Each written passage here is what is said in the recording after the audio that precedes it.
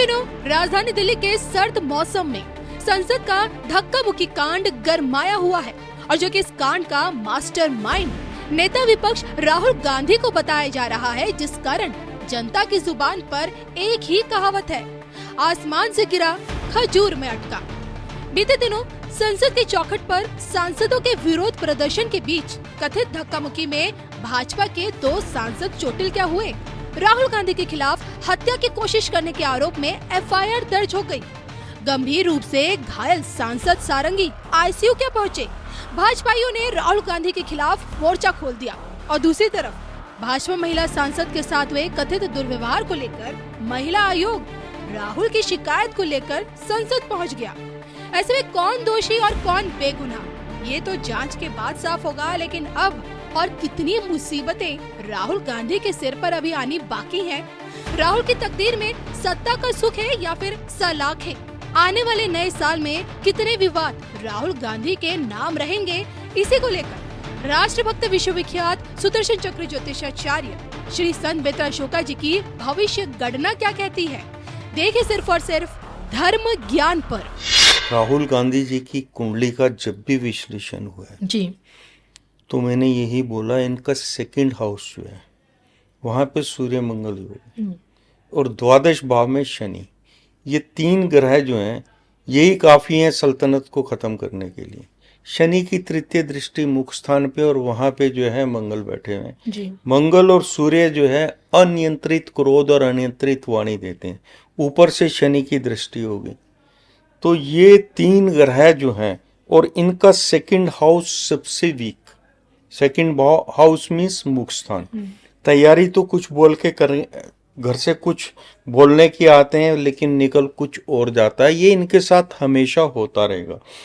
यही ग्रह दशा इस टाइम जो है आपकी अरविंद केजरीवाल की है। उनके भी एकादश भाव में, द्वादश भाव में जो है नीच का शनि जी, तो उनकी भी तृतीय दृष्टि मुख स्थान पे।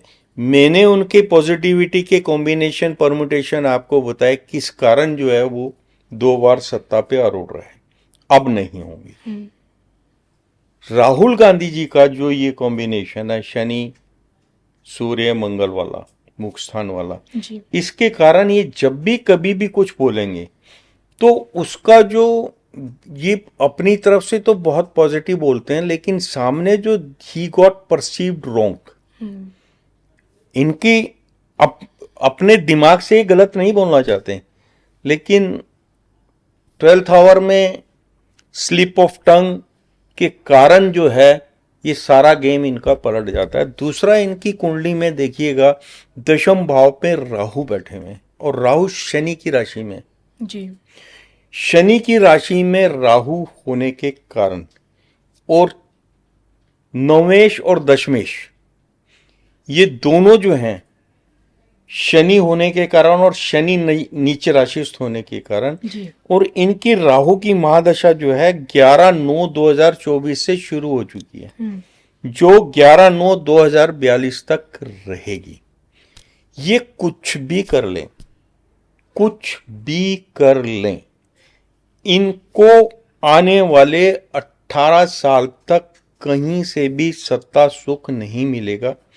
इनका कर्व ऊपर नीचे जा सकता है, अप्स एंड डाउन आएंगे, कर्व ऊपर नीचे जा सकता है, लेकिन थ्रोन, सत्ता सुख, कुर्सी का सुख जो है इनको इनके भाग्य में कहीं से नजर नहीं आता।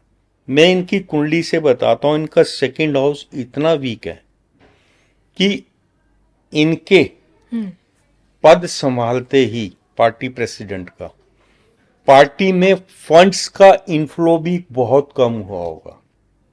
इनका सेकंड हाउस, इनका 4th हाउस, इनका 11th हाउस और इनका 12th हाउस, ये सब वीक हैं। अच्छे खानदान में पैदा होने के कारण और सप्तम भाव में जो आपका चंद्रमा बैठा है जी, उसके कारण इनको ये जो चीजें मिल रही, राजनीति विरासत में मिल गई। हाँ, ये जो है इनके, क्योंकि इनके 10 में से 4 ग्रह तो केंद्र में है, बुध, केतु, चंद्रमा और राहु ये केंद्र में है। जी। लेकिन राहु जो है ये आपका कुंभ राशि का राहु सही नहीं माना जाता। जी। राहु जो है सिंह राशि का अच्छा माना जाता है, ये उसके बिल्कुल अपोजिट है।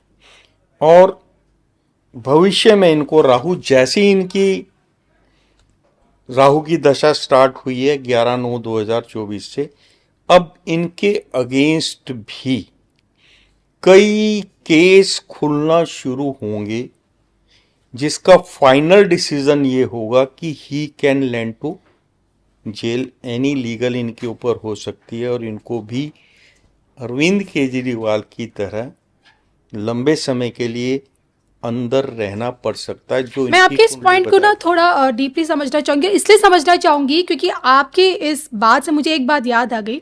सुब्रमण्यम स्वामी जो अभी भी राहुल गांधी की दोहरी नागरिकता पर अटके हुए हैं और कोर्ट में अब एक बड़ा फैसला भी आया है कि अब वो इस पर सुनवाई की जाएगी राहुल गांधी की दोहरी नागरिकता पर। और अगर इस पर सुनवाई होती है और राहुल गांधी अगर इसमें अपना पक्ष रखने में कहीं कमज़ोर होते हैं और सुब्रमण्यम स्वामी अगर जीत जाते हैं तो राहुल गांधी से भारतीय नागरिकता छीनी जा सकती है। तो ऐसे में क्या उन्हें जेल भी जाना पड़ेगा? मैं इसे समझना चाहूँ, कितनी पॉसिबिलिटी आपको लग रही है? देखिए, इनका जो है अभी 54 वर्ष पूरे में जी। तो मोमेंट 55वां साल जब पूरा होगा 55th ईयर्स, तो इनकी मुंथा होगी 6th में और मुंथेश होगा 12th में। और मुंथेश होगा इनका जुपिटर इनका 6ठे घर में है और शुक्र की राशि में।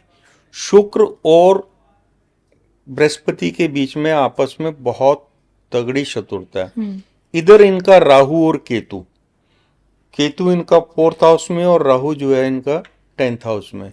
राहु केतु और शुक्र और बृहस्पति के कारण इनको जो है इनका आगे समय जो है वो ठीक नहीं है। जहां तक मुंथेश 12th में हो जाता है तो वो बाहर से रिलेटेड कोई ना कोई छेड़खानी हो सकती है। राहु इनका ठीक नहीं है और इधर इनकी जो योगनी है वो संकटा चल रही है जो 2028 तक रहेगी। 28 के सितंबर तक इनकी संकटा योगनी रहेगी, जिसके कारण अभी तो कुछ समय इनका ठीक चलेगा, लेकिन अक्टूबर 2025 के बाद जो आपने पूछा है दैट विल बी मेटेरियलाइज। मतलब अक्टूबर 2025 के बाद जो आपका प्रश्न है वो मेटेरियलाइज होगा।